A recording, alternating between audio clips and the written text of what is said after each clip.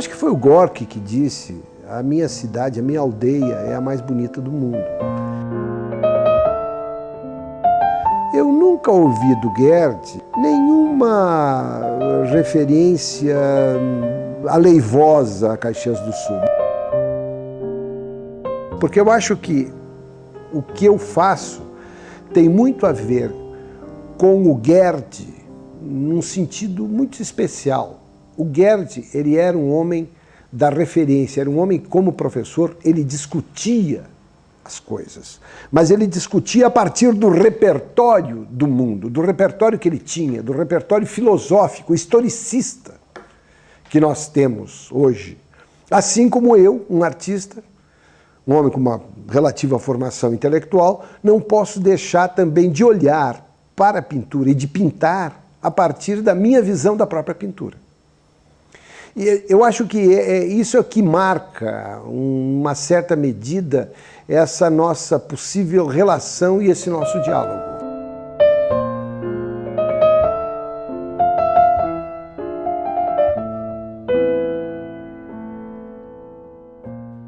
Gerd, ele não foi apenas um professor, não foi apenas um mestre, um grande mestre, mas ele foi, sobretudo, um homem que teve muita ligação direta com o teatro, com as artes plásticas, com a música também, que ele apreciava muito, e a nossa ligação começou sendo fundamentalmente musical, na época que ele era diretor do Departamento de Cultura. Lá tinha um setor, e eu trabalhava com o Bruno Kiefer, que era um compositor de Porto Alegre, no setor de música, isso no meu tempo de estudante.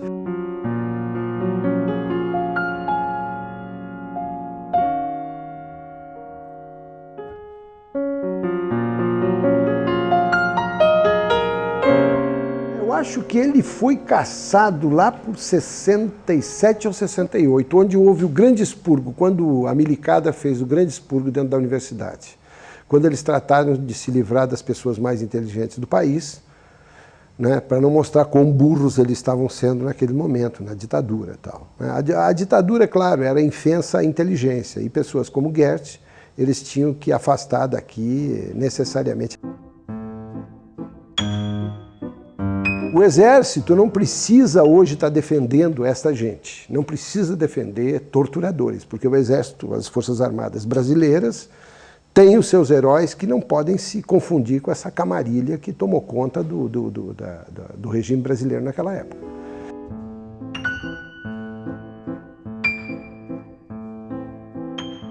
Mas o Gerd era uma pessoa que não guardava mágoa daquele período. Ele olhava tudo com muita... como um filósofo, na verdade. O Gerd tinha uma coisa que não agredia o sentido que ele tinha da vida, a posição política, as posições políticas que ele tinha, que era essa coisa de viver bem. O Gerd gostava de comer bem, gostava de beber bem. Isso ele fazia, o que mostrava que ele era um homem que tinha da existência uma visão muito clara. Ele era, na verdade, quase que um epicurista neste sentido, assim. E, no entanto, um homem que tinha um olhar muito crítico para a miséria do nosso país, para os mais humildes. E eu acho que isso ele adquiriu com os anos que ele esteve no exílio, né? Aí eu acho que ele teve essa visão do país dele, né? Isso ele tinha de uma forma muito aguda, sem descurar daquela qualidade de vida que ele achava que uma pessoa poderia ter. E o Gerd tinha coisas notáveis. E eu me lembro que algumas coisas que o Gerd dizia sempre me impressionavam muito, porque era sempre a resposta de um filósofo. E um filósofo muito aberto, ainda que fosse muito ortodoxo na linguagem dele, muito profissional, né? Ele era um interlocutor, um grande interlocutor, ele era um grande conversador no sentido mais profundo e bonito da palavra, porque ele conseguia se articular desde as pessoas mais simples até os grandes intelectuais, enfim, do Rio de Janeiro, da universidade, com o qual ele conviveu durante muitos anos. Eu me lembro que várias vezes eu estive na casa dele, estavam vários intelectuais lá conversando com ele, no entanto, tinha essa capacidade de absorver uma conversa com os homens comuns, aquela coisa aristotélica, aquela coisa socrática, né? Aristóteles andava pelos portos, pelos lugares mais inusitados para conversar, justamente, e essa interlocução, que afinal de contas é o grande apanágio do Sócrates, né? Que é o homem que conversa, o homem né? A maiêutica, o processo de você mesmo tirar o que o outro dizia. Isso o Goethe fazia com uma proficiência maravilhosa.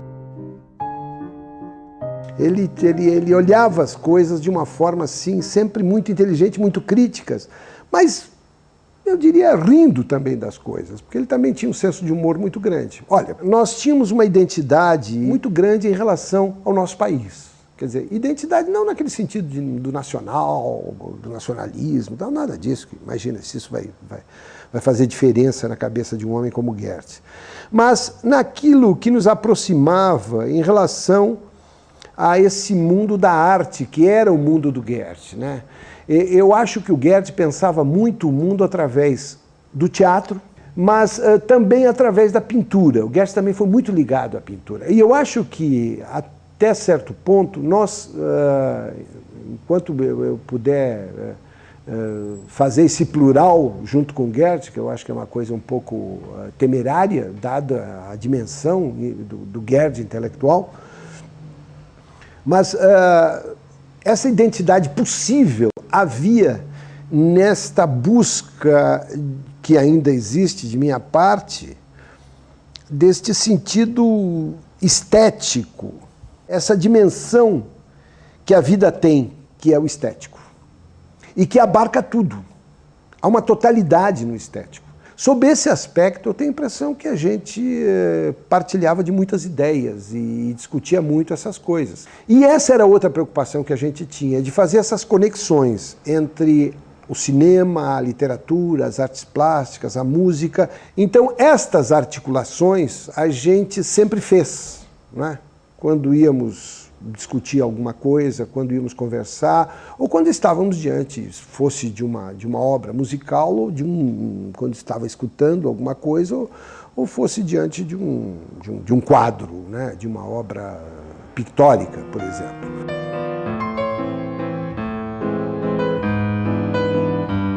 Eu pintei um quadro para ele. Quando ele disse, Enio, ele me encomendou praticamente esse quadro. Enio, você, olha, tá vendo aquele espaço ali? Tinha um espaço bem grande no apartamento dele, onde ele baixava um telão para ver alguns filmes, uma coisa assim. Ele disse, olha, eu quero botar nesse espaço, eu quero botar um quadro teu.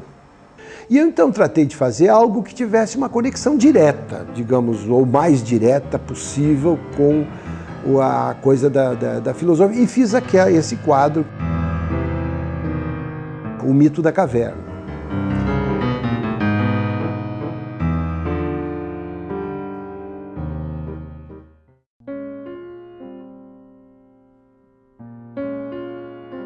Ele morreu socraticamente. Eu sei que ele acharia muito engraçado eu dizer isso, mas a forma com que o Goethe se despediu da vida foi com uma coragem que só um homem de profunda inteligência, que já estava esperando por aquilo, teve.